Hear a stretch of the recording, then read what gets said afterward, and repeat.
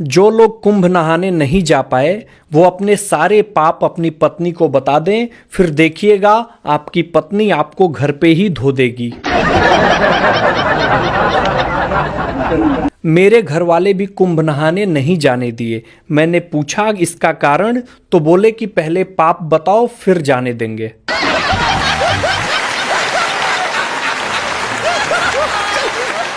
एक टीचर ने बच्चे से पूछा कि स्वर्ग में कौन जाता है, तो बच्चे ने कहा कि जो पति अपनी पत्नी से डरते हैं वो स्वर्ग में जाते हैं, और जो पति अपनी पत्नी से नहीं डरते उनके लिए धरती ही स्वर्ग है।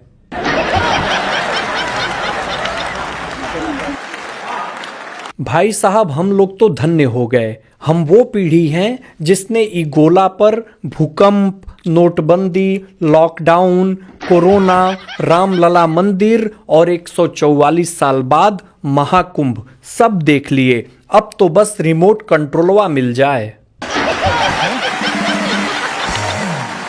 पिछले दिनों एक पत्नी ने पति से कहा कि ये जी एगो बात बताइए, ये पर्सनल सीक्रेट और टॉप सीक्रेट में अंतर क्या है। पति ने दिल छू लेने वाला जवाब दिया।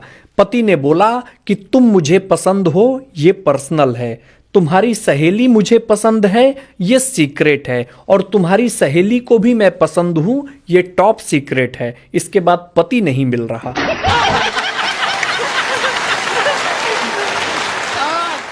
मैं कुंवारा हूं और अपने कुंवारे दोस्तों से भी एक बात कह देना चाहता हूं कि कुंवारे लड़कों, कर्म पर ध्यान दो, फल की चिंता मत करो। फल तो तुम्हारे ससुराल वाले तिलक में भर भर के लाएंगे।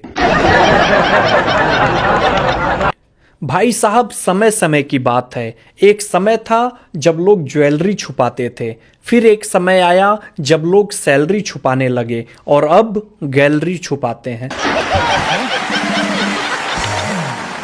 पिछले दिनों एक बाप ने बेटे से बोला कि बेटा मम्मी कहाँ गई हैं। तभी बच्चे ने बोला कि पापा प्राकृतिक रचना छेड़छाड़ केंद्र गई हैं। तभी पिताजी ने बोला कि बेटा ये कोई सांस्कृतिक संस्था है क्या। बेटा बोला, अरे पापा ब्यूटी पार्लर।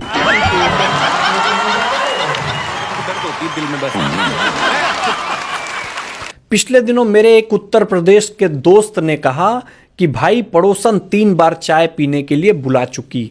जब भी हिम्मत जुटाता हूं, पत्नी न्यूज चैनल खोल के बैठ जाती है, और न्यूज चैनल पर योगी बाबा कहते हैं बटोगे तो कटोगे।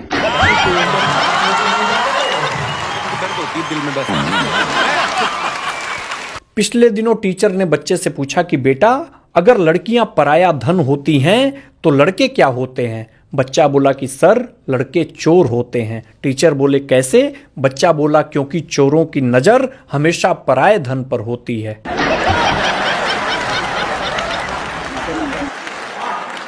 पिछले दिनों एक पति पत्नी अपने दोनों बेटियों का विवाह संपन्न करके मेहमानों को विदा करके सुकून से बैठे थे। तभी पति ने कहा कि तुम्हें याद है जब दोनों बच्चियां छोटी थीं तब हमारी लड़ाई होने पर तुम कहा करती थी कि इन दोनों बच्चियों के कारण यहां रुकी हूं, वरना कब की छोड़ के चली जाती।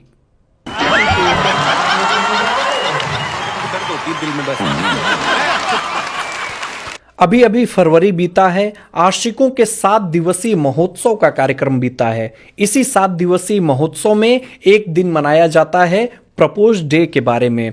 आपको पता है कि लड़कियां इसलिए भी प्रपोज नहीं करती पहले, क्योंकि एक बार शूर्पणखा ने भी प्रपोज डे मनाने की कोशिश की थी।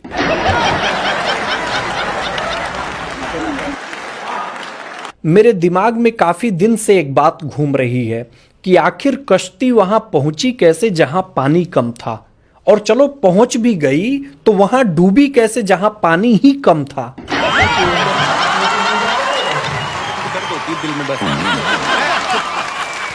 भाई साहब, मेरे सच्चे प्यार के सिर्फ 2 गवाह थे, एक वो और एक उसकी दादी। पहली मुकर गई, दूसरी गुजर गई, और इस तरह सच्चे प्यार की कहानी खत्म हो गई।